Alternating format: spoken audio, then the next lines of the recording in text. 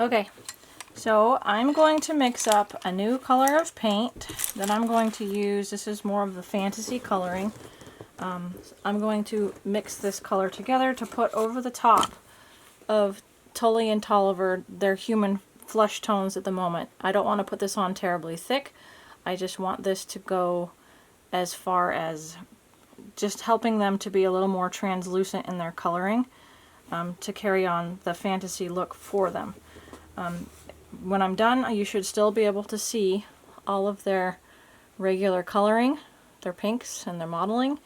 It just is going to allow them to pull off the more fantasy look of not ever seeing the daylight. That's what these particular little critters are supposed to be. Brownies are meant to be nocturnal critters, so they don't come out during the day, and therefore they should not have a whole lot of pigment.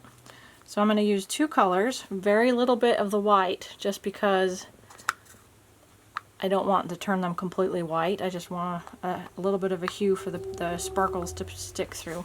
I'm also going to add a little bit of the Flesh 08, assuming I can find my jar of it. So these two colors will mix together to make a really light skin tone. And then I'm going to add this pearlescent pigment powder to it. This stuff is pretty neat. A little bit goes a long, long way.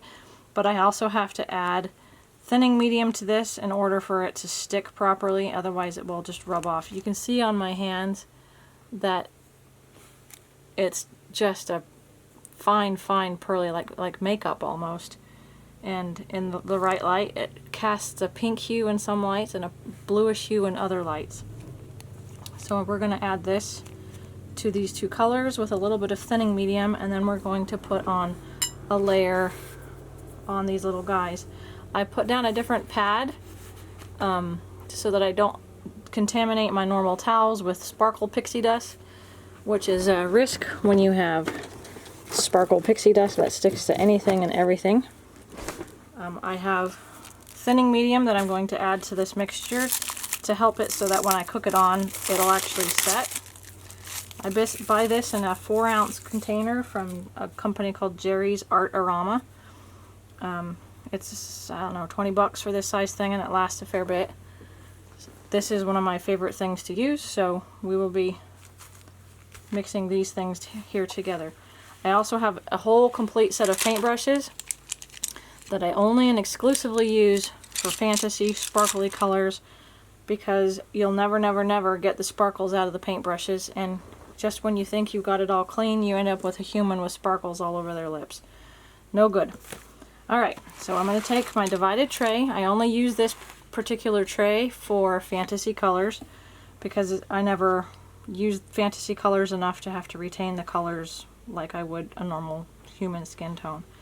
So I'm going to put, I don't know, maybe a tablespoon of fluid in this. This is odorless thinner. I use Mona Lisa because I like the way that particular stuff works. I'm going to use a pointy little mop brush to collect my colors. And I'm not going to use a whole lot, just enough to give the paint. I'm going to zoom in a little bit so you can see my paint. I don't know if you even can. It's just a giant light.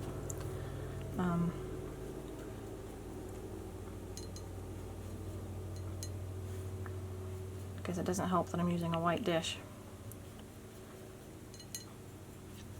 Right, so I'm going to start with a little bit of white, and then I'm going to go to the Flesh 08,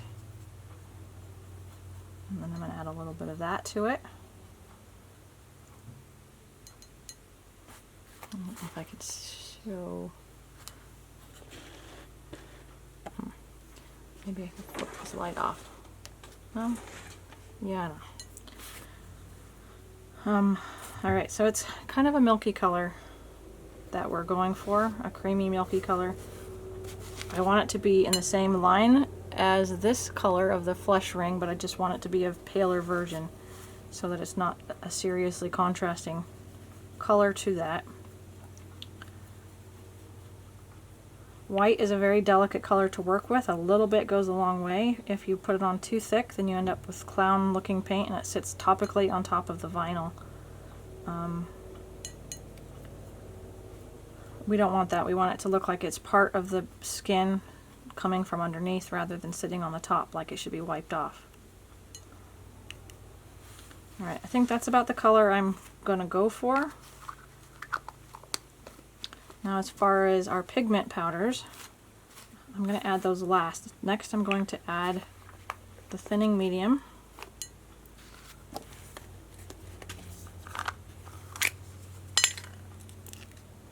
This stuff is like a gelatinous goo. That's about all I'm going to add for this bunch. You don't want it to be so thick that it paints on like a cake. You want it to still thin out. So I'm going to stir this up and mix it really well so I don't have big globs of it in there.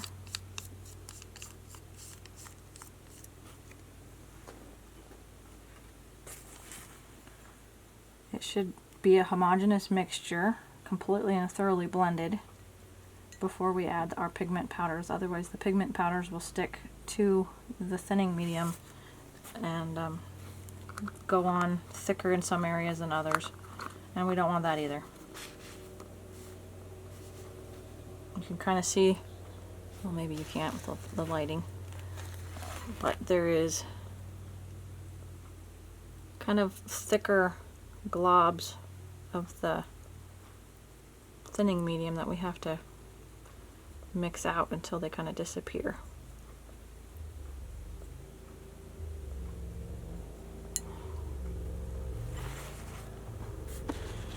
Moving back in.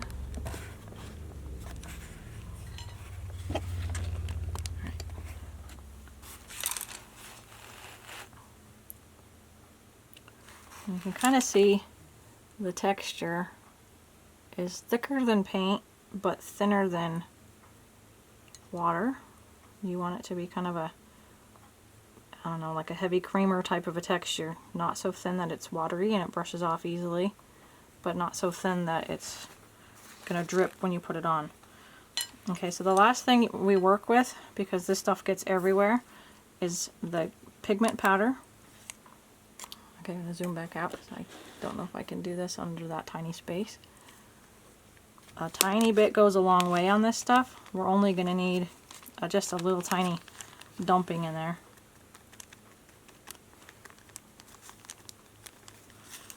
It's hard to get it out without having tons come out.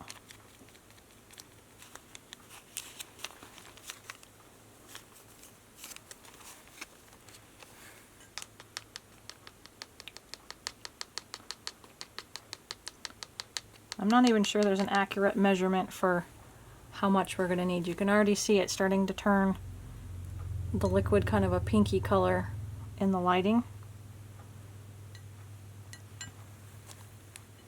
Even though in the camera it looks pink, but to me where I'm sitting it actually looks kind of an aqua color blue.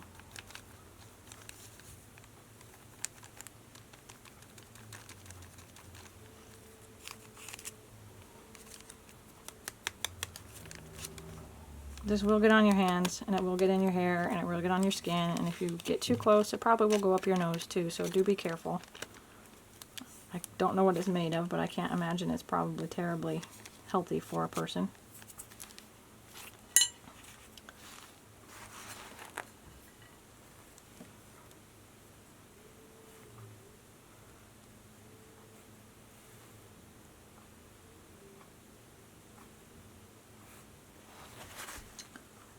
And it's hard to see really if there's enough, so I'm going to add a little bit more until I can see an even sheen on the top layer of this liquid.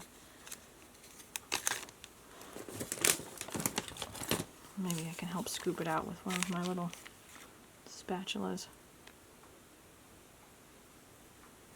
That should hopefully be enough.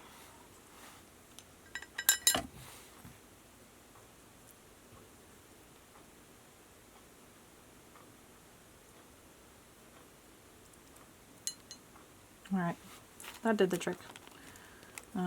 I can see from this angle with the light above me that there is an even sheen of color in this paint dish.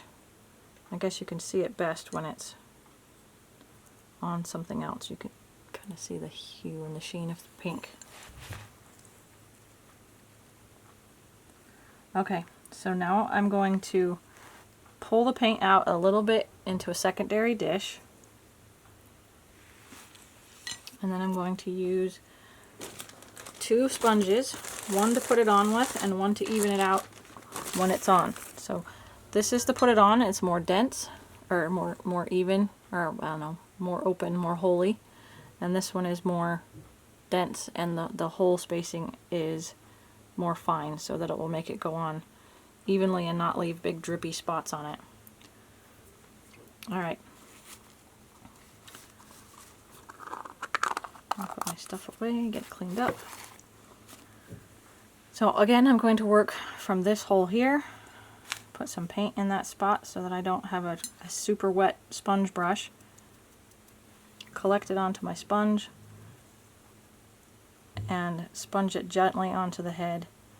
It's going on kind of pasty and white. You can't really see it, but that is super thick.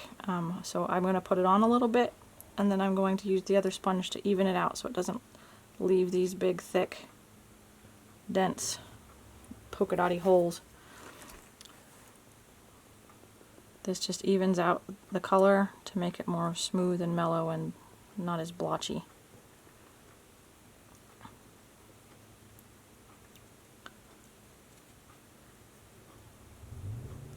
And I can see in the light now where I've put it, it shows shiny pink compared to normal. And that's kind of what I was hoping for, is that it would have that pearlescent glow to it in the light.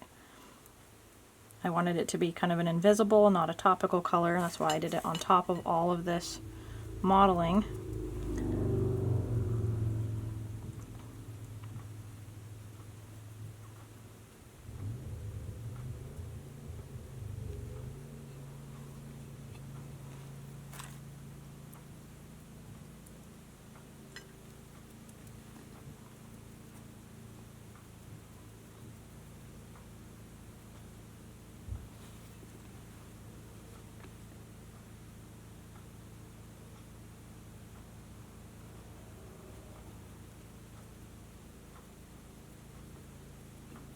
Making sure everything is covered. These little ones are kind of hard to hold on to, so you have to get creative with your holds. You don't want to touch the wet paint after it's on there, so try to keep your hands up inside the neck flange as far as possible so that you don't end up accidentally fumbling it and having to grab a hold of it, because then your hands will be permanently sparkled until you take a break and wash them again. Alright, so now we're going to go over the stuff I just put on and pat it down so that it's smooth and even.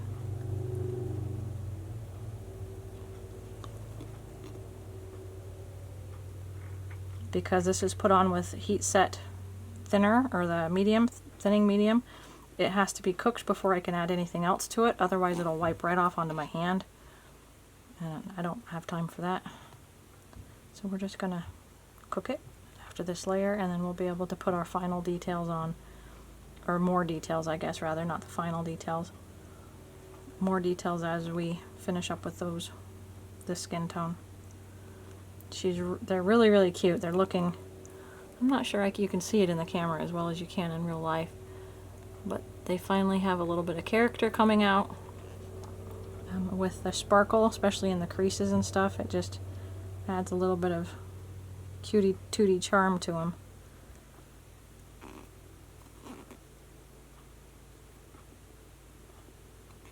Okay, so that's a head done. We're going to do this with all of the body pieces for both Tully and Tolliver, and then I will cook them. I haven't decided if I'm going to do this particular color on Shellden yet. I will add sparkle to his shell, but I'm kind of thinking I'll reserve that for an orange color. I want to make him more of an orangey, earthy color. So I think I'll probably avoid this color on him just because he doesn't need to be pale. He needs to have sparkle, yes, but not the pale iridescent sparkle. So on the legs, I always go up to the knee and then come back and pat. Otherwise you get up here and you're trying to pat and it just bounces around like a diving board and it's hard to control. So you do half at a time.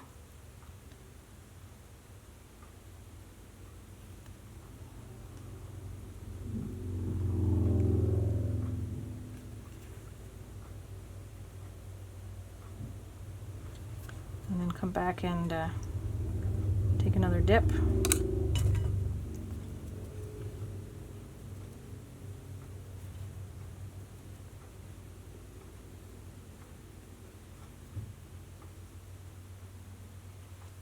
These little limbs are kind of sometimes hard to hold, so I'll get a paintbrush and jam it up inside to help steady it and hold still so it doesn't fling off and fall into the paint.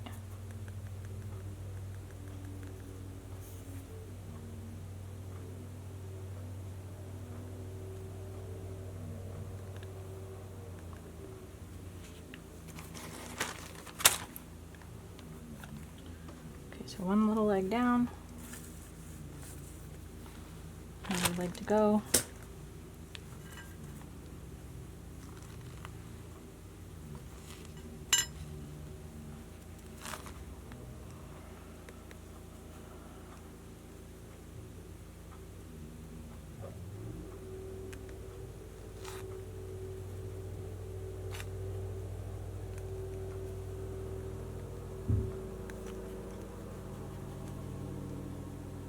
Again, time to blend that in.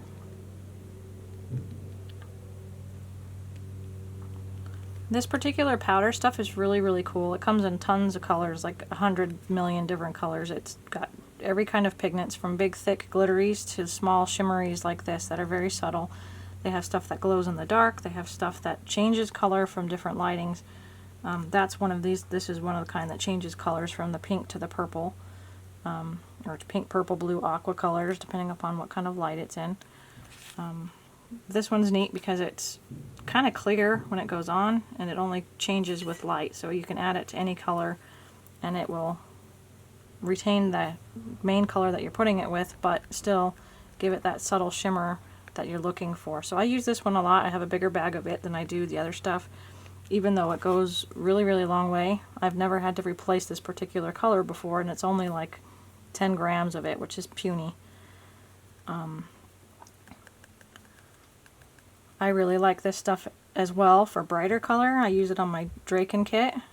He had a lot of sparkle on him, but it's a topical layer. You don't want to put layers after layers. It's just a waste if you do it underneath layers. So if you do it as a topical layer, then it catches the color and the sparkle and everything all in one. Alright, now we're going to move to the hands. This paintbrush is too small for my hands, or for this particular hand, so I'm going to use a smaller paintbrush to jam down in there to give me some leverage and some friction to hold on to.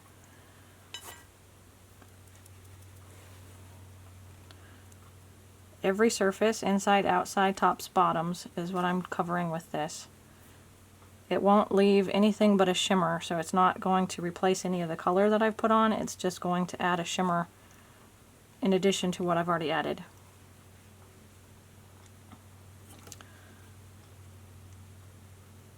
A tiny cat hair or a dog hair or animal hair of some sort. They seem to find their way into the paint surface.